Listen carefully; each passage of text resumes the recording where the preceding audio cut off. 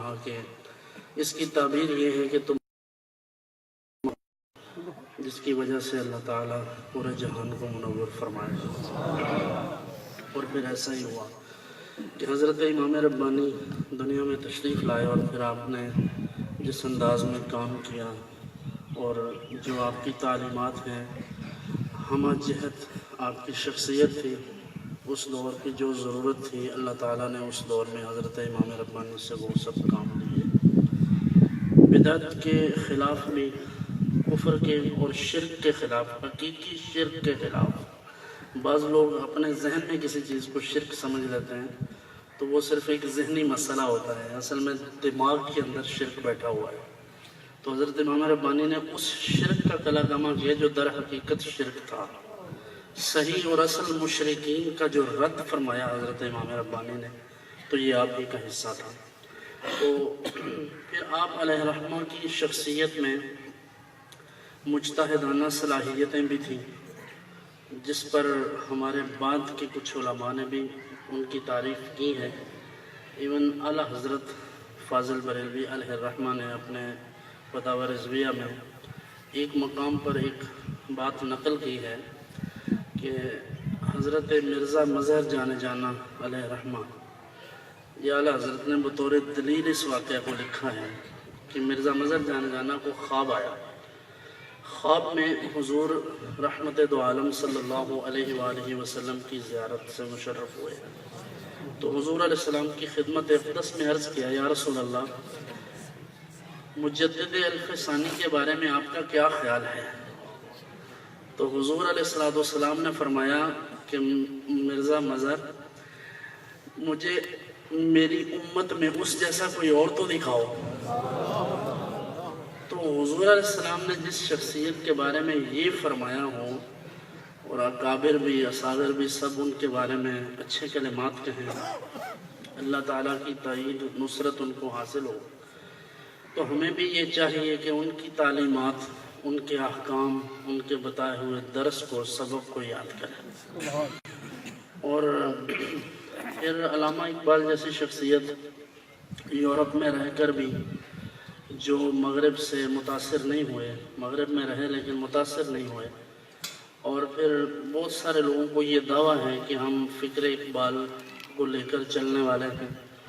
تو ان سے گزارش ہے کہ اور بھی ویسے بہت کچھ ہے اقبال کے کلام میں، لیکن اگر اس پر ہی غور کر لیں کہ حاضر ہوا میں شیخ مجدد کی لحد پر، تو پہلا لفظ ہی یہ بتا رہا ہے کہ حاضری کی جو ایک معنویت ہے، اگر اس پر غور کریں تو یہ کوئی بے ادب کر ہی نہیں سکتا. یہ جرم، یہ بات کرتا ہی وہ ہے جس کے دل میں صوفیاء کی محبت ہے، جس کے دل میں ادب ہے، احترام ہے. وگرنہ تو لوگ جائیں بھی تو باطل نخواستہ کہتے ہیں ہاں میں گیا تھا وہاں. معاذ اللہ، تو حضور علیہ السلام کی بارگاہ میں جانے کو بھی لوگ ایسے ہی تعبیر کرتے ہیں کہ ہاں جی ہم گئے تھے ادھر بھی.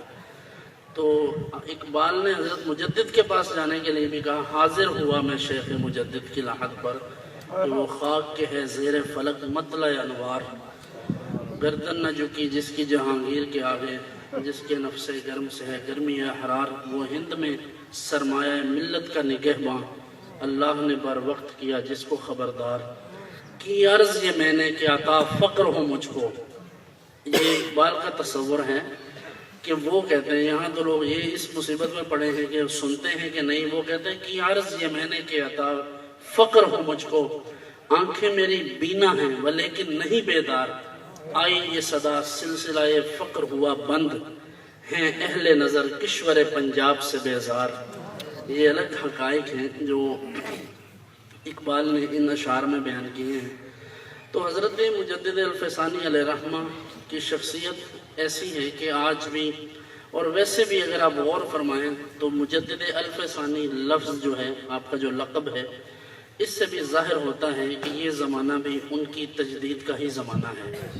کیونکہ حضرت مجدد علیہ الرحمہ کے حصے میں جو ایک ڈسٹنکشن آیا، جو امتیاز آیا، وہ ایسا امتیاز ہے کہ جو اس سے قبل اور بعد والوں میں سے ابھی تک کسی کے حصہ میں نہیں آیا. جیسا کہ حضور نبی رحمت صلی اللہ علیہ وآلہ وآصحابہ وبارک وسلم کی زبان اقدس سے بھی یہ لفظ نکلا کہ میری امت میں اس جیسا کوئی اور تو دکھاؤ. تو پھر حضرت مجدد الفسانی کے لیے جو لفظ مجدد الفسانی بولا جاتا ہے یہ بھی ظاہر کر رہا ہے کہ آپ کی جو تجدید ہے، آپ کا جو تجدیدی کارنامہ ہے، یوزلی مجدد کے لیے یہ ہوتا ہے کہ وہ ایک صدی کا مجدد ہوتا ہے، 100 سال کا۔ تو حضرت امام ربانی علیہ الرحمہ 1000 سال کے مجدد ہیں۔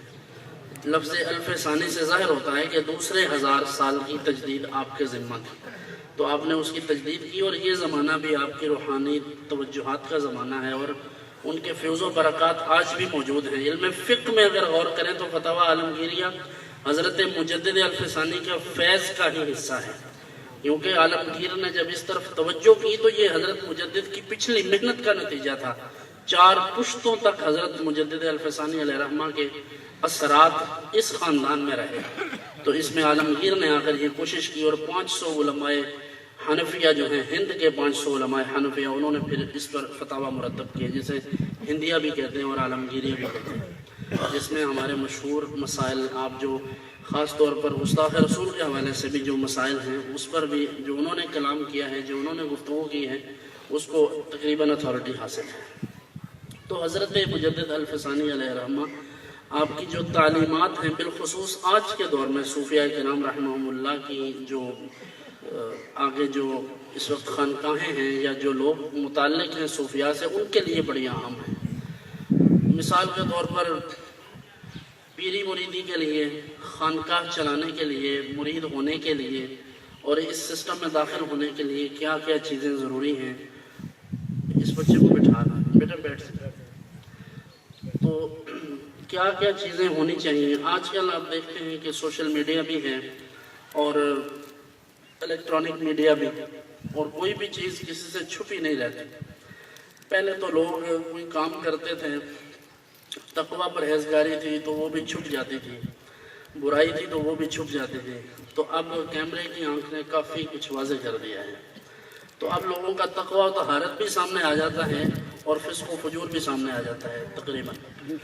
تو اس لیے ویسے بھی محتاط رہنا چاہیے۔ اور دوسری بات یہ کہ صوفیاء کے حوالے سے، اولیاء کرام کے حوالے سے ایک بڑی اہم بات، سب سے پہلے اس بات کو سمجھنا چاہیے، جیسے کہ میں نے قرآن حکیم کی آیات بینات آپ کے سامنے تلاوت کی ہیں۔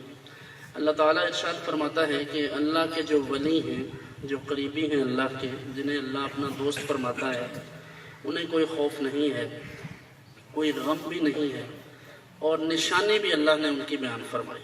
عام طور پر یہی بتایا جاتا ہے کہ ولایت اور ولی، تو میں یہ عرض کرتا ہوں کہ ولایت کا تعلق دیکھیں اللہ تعالیٰ نے کس چیز سے جوڑا ہے۔ الذین آمنوا وکانوا یتقون، سب سے پہلی بات کہ جس کا عقیدہ درست نہ ہو وہ ولی ہو ہی نہیں سکتا۔ مثلا جس نے نبیوں کے علم کو اور بالخصوص حضور صلی اللہ علیہ وآلہ وسلم کے علوم کو اپنے ترازو میں تول کے یہ بتانا ہے کہ اتنا علم ہے، اتنا جانتے ہیں، اتنا نہیں جانتے، وہ کیسے ولایت کا سفر طے کرے گا۔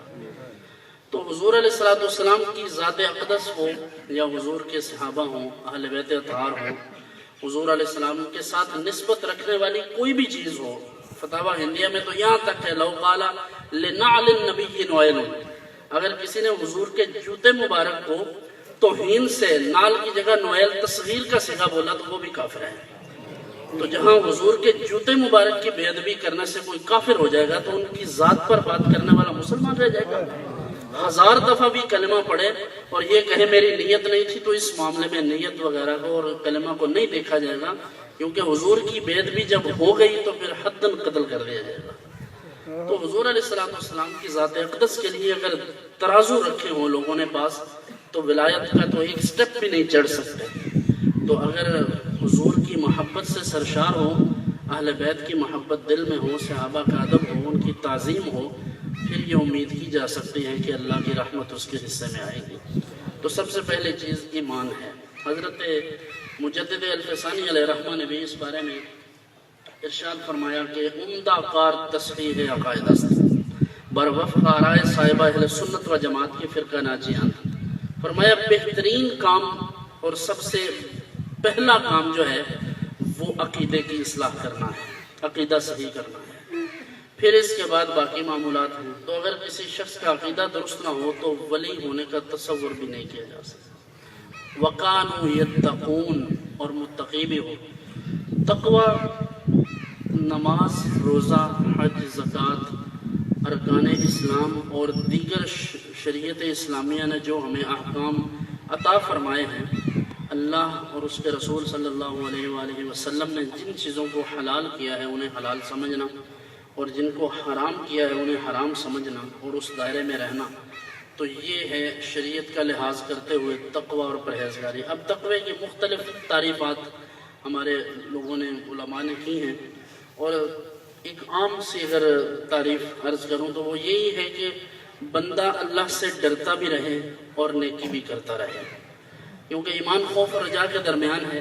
صرف اللہ سے امیدیں رکھنا کہ بس اللہ نے بخش ہی دینا ہے، وہ غفور الرحیم ہے، اور حضور علیہ السلام ہماری شفاعت فرمائیں گے، صرف انہی باتوں پر اکتفا کیا جائے تو یہ امید ہے، اور اس امید کی وجہ سے بھی بندہ بے عمل ہو جاتا ہے۔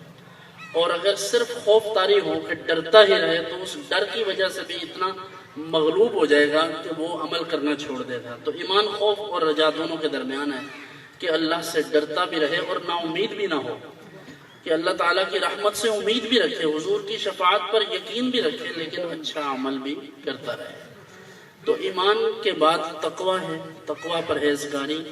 اب اللہ تعالیٰ نے تو بیان فرما دیا، بتا دیا، اللہ کے رسول صلی اللہ علیہ وآلہ وسلم نے بھی ہمیں یہ معیار عطا فرما دیا کہ کسی شخص کے ہاتھ پر کسی نے بیعت کرنی ہے، کسی کو اپنا پیشوا سمجھنا ہے، تو اس کے لیے کیا کیا چیزیں پیش نظر ہونی چاہیے۔ ہمارے ہاں لوگوں نے ولایت کو کچھ اور چیزوں سے جوڑ دیا ہے۔ اب ولایت تو ہے اللہ تعالیٰ کا قرب۔ پہلی بات تو یہ بھی سمجھ لیں کہ اللہ تعالیٰ کسی کو نماز روزے کے عوض میں ولایت نہیں دیتا۔ ایسا نہیں ہوتا کہ کوئی زیادہ نمازیں پڑھ لے گا تو سمجھے گا کہ اب میں ولی بن جاؤں گا۔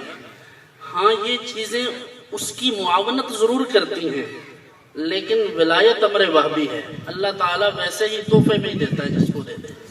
تو اب وہ لوگ جو پیدائشی طور پر ولی ہیں، جیسے حضرت غوث پاک ہیں یا دیگر جو اکابر ہیں، جو پیدائشی طور پر ولی ہیں، جنہوں نے اب بچہ پیدا ہوتا ہے تو نماز تو نہیں پڑھ رہا، ابھی تو وہ مکلف ہی نہیں ہے احکام شرعیہ کا، تو پھر جب اس وقت بھی اللہ تعالیٰ نے کسی کو اپنا قرب دیا ہے، کسی کو ولایت عطا فرمائی ہے، تو اس کا مطلب نماز نوافل وغیرہ کی وجہ سے نہیں ہے، یہ اللہ کی مہربانی ہے، جیسے چاہے جب چاہے جس پر فرما دے۔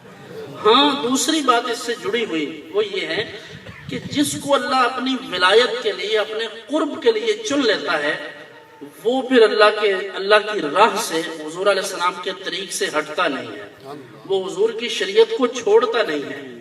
جب اللہ تعالیٰ کسی کو چن لیتا ہے تو پھر وہ یہ نہیں کہتا کہ نماز پڑھنے کی ضرورت نہیں ہے، وہ یہ نہیں کہتا کہ حج کرنے کی ضرورت نہیں ہے، تمہیں زکوٰۃ نہیں دینی، تم نے روزہ نہیں رکھنا، یہ تو جہلا کی باتیں ہیں۔ تو اللہ تعالیٰ جس کو ولایت کے ساتھ مشرف فرمایا تو وہ شخص کبھی بھی شریعت سے دور نہیں ہوتا، شریعت کا باغی نہیں ہوتا۔ اب لوگ یہ سمجھتے ہیں کہ کسی کے پاس جاؤ، دم کرواؤ، وہ پھونک مارے، آرام آ جائے، وہ ہاتھ پھیرے، بندہ ٹھیک ہو جائے، کہتے ہیں یہ اللہ کے ولی ہیں، ان کے ہاتھ میں بیعت کر لیں۔ ولایت کا تعلق ان باتوں سے نہیں ہے۔ ہاں، یہ ایک الگ حقیقت ہے کہ جس شخص کو اللہ نے اپنا ولی بنایا ہے، اگر وہ اللہ کے حضور دعا کرے یا اللہ سے عرض کرے کچھ، تو اللہ تعالیٰ اس کا کام کر دیتا ہے۔ جیسا کہ حدیث میں موجود ہے کہ اللہ تعالیٰ کے کچھ بندے ایسے بھی ہیں کہ بظاہر ان کا یہ حال ہے کہ لوگ ان کو دیکھ کر دروازے بھی بند کر دیتے ہیں، دروازوں پر دھکے دیتے ہیں لوگ ان کو، وہ کسی سے کچھ مانگیں تو کوئی ان کو کچھ دیتا نہیں، لیکن اگر وہ اللہ سے جنت مانگ لیں تو اللہ جنت دے دیتا ہے۔ اللہ سے جو بھی مانگیں اللہ عطا فرماتا ہے، لیکن مخلوق کے ہاں بظاہر ان کے حالت ان کی یہ ہے کہ وہ کسی سے کچھ مانگیں تو کوئی نہیں دیتا۔ تو یہ ایک الگ حقیقت ہے کہ اللہ کے بندے اگر اللہ سے عرض کریں تو اللہ ان کی دعا رد نہیں فرماتا، قبول فرماتا ہے۔ لیکن اس بات کو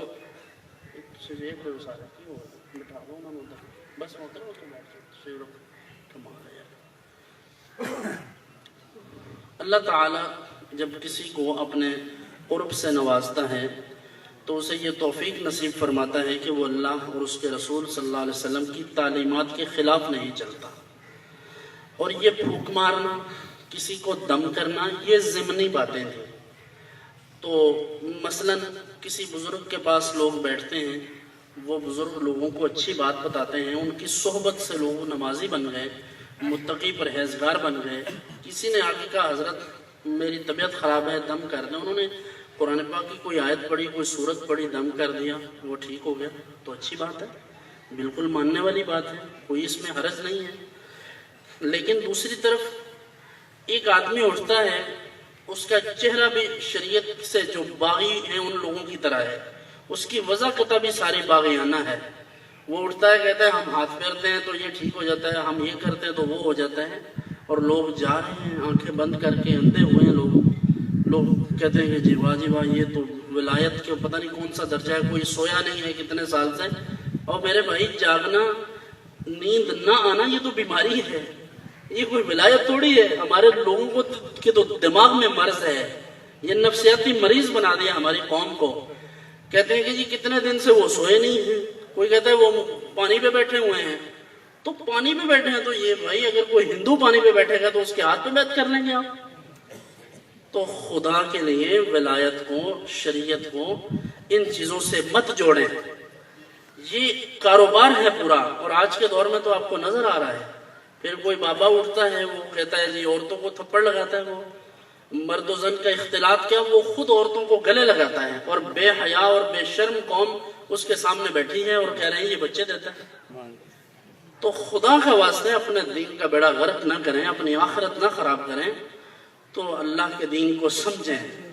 اتنی دیر سے یہ باتیں علماء کرتے آئے ہیں، اور ہمارے فقہا نے لکھا ہے، صوفیاء نے بھی اپنی کتابوں میں ان باتوں کی وضاحت کی ہے، لیکن مجھے دکھ ہوتا ہے کہ یہی صوفیاء کے ماننے والے لوگ پھر جا کے جب دم کروانے کے لیے کھڑے ہوتے ہیں تو ہمارا سر شرم سے جھک جاتا ہے۔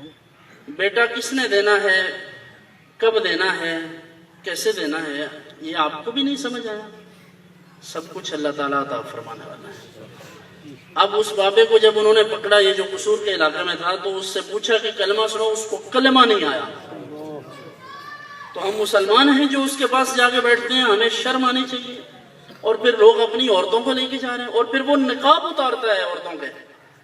بے حیائی کی انتہا یہ ہے کہ اس کا شوہر بھی وہاں پہ کھڑا ہے، اس کا بھائی بھی ہوگا، وہ سب کے سامنے نقاب اتارتا ہے اور اس کے منہ پہ ہاتھ پھیرتا ہے۔ تو ہمیں اللہ کے قہر و غضب سے ڈرنا چاہیے۔ ہم کیا کر رہے ہیں؟ اور یہ سارا کچھ اٹھا کے اہل سنت کے کھاتے میں ڈال دیا جاتا ہے۔